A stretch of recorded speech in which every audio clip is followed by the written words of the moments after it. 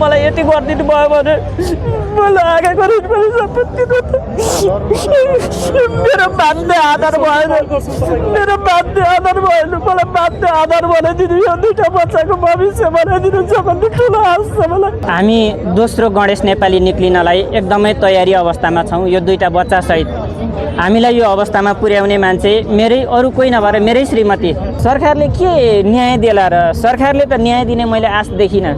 सरकार भनेको जोसँग सम्पत्ति छ, जो बोल्न सक्ने क्षमता भएको छ, सरकारले हेर्ने त्यसलाई मात्रै हो। अहिले उनले यो कम्पनी पनि ब्ल्याकलिस्टेड गरिदिएर के भनेकी छिन् भने मलाई अरू 50 लाख रुपियाँ पैसा दे र यो जति पनि कम्पनीको ऋण छ त्यो ऋण सबै तिरिसक भनेर चाहिँ भनिसकेपछि हाम्रो अवस्था अहिले यस्तो छ, हाम्रो बस्ने ठाउँ छैन, यो बच्चाको स्कुल पठाउने ठाउँ छैन। आज यो बच्चा स्कुल गएका छैनन्, थुप्रै महिना भइसक्यो। हामी यस्तो अवस्थामा छौँ। हामीलाई कुनै सरकारी निकायले पनि हेरेन। हामी माइती घर बसेका पनि धेरै दिन भइसक्यो। हामी पटक पटक यहाँ बसेर कतिन्जेल यो बच्चासँग लिएर म यसरी बस्ने। यी बच्चाहरूको मुख हेरेर पनि उनलाई राखेका कुन चाहिँ मान्छेले राखेको ती मान्छेमा पनि अलिकति पनि दया माया पलाएन। हेर्नुहोस्, यहाँ आज मलाई मेरो साउमाजनहरूले पनि समातेर यस्तो अवस्थामा पुर्याउनु भएको छ। मेरो बाँच्ने आधार छैन। मैले खोजेको एउटा यति मात्रै के थियो भने मेरो कारखाना नामसारी गरिदेऊ, लगेको पैसा सबै तिम्रो भयो, ऋण म आफै तिर्छु, जति छ ऋण म आफै तिर्छु भनेर शुद्ध पनि भन्दाखेरि मेरो बेकरी छ सर यहाँ कुलेश्वरमा। आज मलाई यस्तो उनले स्वयं यति भनेको छ, त मरेपछि मलाई आनन्द हुन्छ, यो ऋणपान मैले तिर्न पर्दैन, न्याय सबै महिलाको पक्षमा हुन्छ, मैले रोइदिँदा हुन्छ, मैले कसैलाई रोएर हजुर ओहो मैले रोइदिँदा भइहाल्छ, मैले न्याय पाइहाल्छु भनेर भन्दाखेरि तैँले मलाई त मारिस्, तँलाई मसँग रिसिभी होला, यो बच्चासँग तँलाई के रिसिभी, यो बच्चा किन मार्न खोज्छेस् भनेर भन्दाखेरि उसले आज के भन्छ भने त्यो बच्चा मरेर मलाई के मतलब, बच्चा मर्यो भने मैले आज छाक छोड्न पर्दैन, जुठो बार्न पर्दैन, म मेरो खुसीमा बसेको छु, म आफू स्वतन्त्र भएर बस्न पाउँछु, बच्चा मरोस् चाहे नमर मलाई मतलब छैन भनेर उसले यस्ता खालका कुराहरू धेरै पटक गर्यो होइन। अब मैले कहाँ गएर न्याय मागौँ, कोसँग गएर न्याय मागौँ? मेरा लागि न्यायकर्ताहरू हजुर हेर्नु नै हुनुहुन्छ र उसले मलाई जति ठुलो पीडा दिए यो म सहन धेरै नै असमर्थ भएँ। उसको नाम रियल्ली नाम यम कुमारी गौतम अधिकारी, उसलाई बोलाउने नाम तुलसा अधिकारी, मेरो पुण्य प्रसाद अधिकारी। मेरो त सर अहिले बाटोमा फुटपाथमा बसाइ छ सर, म कलङ्की आसपासै बस्छु। मेरो अदिति बाटा donut and bakery Kuleshwar link मार्ग। मेरो मेरो बेकरी मेरो नाममा होस् भन्ने मैले चाहेको थिएँ। अब उसले 42 लाख रुपियाँमा ब्ल्याकलिस्टेड गरिदिएको छ अरे होइन। अब 42 लाख तिरेर मलाई 50 लाख रुपियाँ दे अनि मात्रै म बेकरी खोलिदिन्छु भनेर भन्छ। आज सरकारको कुनै निकायमा तपाईँले उजुरी हाल्नु भएन? सर मैले प्रहरी चौकीमा पनि उजुरी हालेँ, सिडिओ कार्यालयमा गएँ, गृहमन्त्री सुदन गुरुङलाई गएर भेटेँ, मेरो कुरा कसैले पनि सुनिदिनु भएन। खोइ के आश्वासन दिने, म पछि फोन गर्छु मात्रै भन्नुभयो हामीलाई। त्यसपछि मैले पटक पटक फोन गर्दा मेरो फोन उठाउनु भएन होइन। अब म एउटा लाटो सोझो नपढेको मान्छे भएर हो कि म बोल्न नसक्ने भएर हो कि म आज यति बोल्न सक्ने पनि यहीँ आएर माइती घरमा आएर बस्दा बस्दै यति बोल्ने चाहिँ भएँ होइन। सरकारले त खोइ सरकारले के न्याय देला र? सरकारले त न्याय दिने मैले आश देखिनँ। सरकार भनेको जोसँग सम्पत्ति छ, जो बोल्न सक्ने क्षमता भएको छ, सरकारले हेर्ने त्यसलाई मात्रै हो।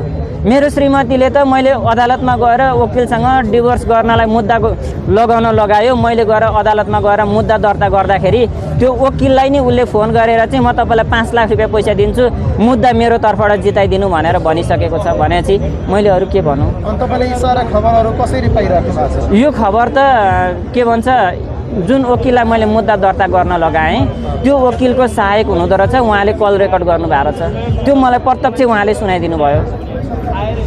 अब तपाईँसँग दुईटा साना छोरीहरू छन्, अब यी छोरीहरू अब पढाइ पनि अब तपाईँले भन्नुभयो स्कुल जान पाएका छैनन् भनेर, अब यो भविष्य कस्तो हुनसक्छ मेलमा देखियो? सर म अहिले के चाहन्छु भने जुन ठाउँमा म बसेको छु, जुन ठाउँमा मेरो बेकरी छ, मेरो धेरै राम्रो बेकरी हो, धेरै राम्रो आम्दानी भइरहेको बेकरी हो।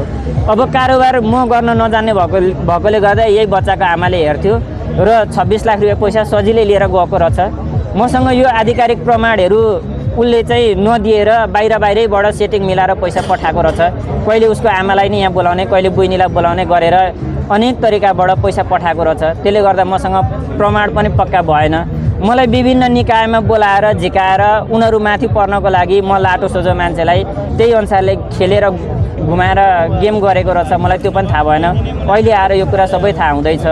मलाई अब यति नै मेरो अनुरोध के भने मलाई कसैले नहेरिदिनु होला, तर मेरो यो दुईटा साना नाबालक बालबालिकाहरूको लागि भए पनि यति के गरिदिनु भन्छु भने मेरो बेकरीमा 2.5 लाख रुपियाँ पैसा तिर्यो भने आज मेरो मेसिनहरू निकाल्न दिँदै हुनुहुन्छ उहाँ घरबेटीले।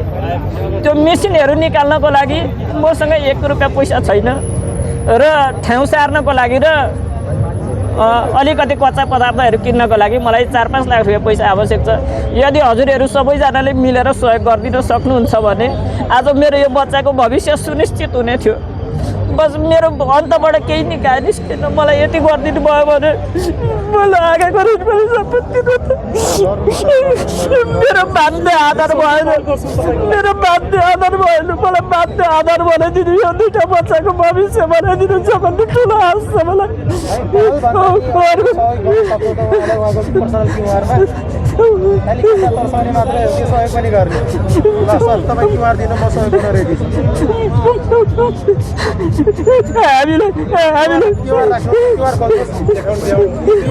सबै साथीहरूले आफ्नो सकेको जति सहयोग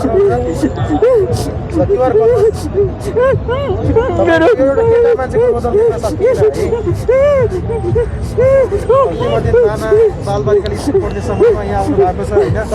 साह्रै दुःख लाग्छ। चारैतिर देखाउनुहोस् त यो फर्स्टमा एउटा उहाँ यहाँदेखि सुरु गर्नुहोस् ल सर। त्यसपछि यता अनि यता देखाउनुहोस्। मैले आजसम्म मैले मेरो बेकरी मात्रै चलाउन पाऊँ भनेर त्यति मात्रै बिन्ती बिसाएको थिएँ। मैले त्यही बेकरी पनि चलाउन नपाउने आधार भइसकेपछि आज सहयोग माग्दैछु। यो अवस्थामा हामीलाई सबैजना मिलेर मेरो बेकरी सञ्चालन गर्न सहयोग गरिदिनुहुन्थ्यो भने हामीलाई केही बाँच्ने आधार हुन्थ्यो भन्ने ठुलो आश राखेको छु। हुन्छ तपाईँले चाहेको पाउनुहुन्छ। सबै साथीहरूले गरिसक्नु भएको छ होइन। तपाईँ चिन्ता नलिनुहोस् ल सर। हामी दोस्रो गणेश नेपाली निक्लिनलाई एकदमै तयारी अवस्थामा छौँ। यो दुईटा बच्चासहित हामीलाई यो अवस्थामा पुर्याउने मान्छे मेरै अरू कोही नभएर मेरै श्रीमती उनी हुन्। पहिलो नम्बरमा हाम्रो सम्पत्ति सबै खाएर यिनको आमालाई र यिनको बहिनीलाई दिएर यिनी यहाँबाट भागेको 3 महिना भयो। यिनलाई हामीले झिकाउनको लागि धेरै प्रयास गऱ्यौँ। हामीहरूको सुनवाई कुनै कार्यालयमा पनि भएन। उनी अहिले झापाको दमकमा छिन्। यति कुरा मलाई थाहा छ। यो बच्चाको भनाइअनुसार उनले बिहे गरेरै बसेकी छिन्। हाम्रो सम्पत्ति त सबै खाइन्। मैले अर्थ केही मागेको थिएन। मेरो कारखानामा यहाँनिर चाबी लगाएर राखिदिन्।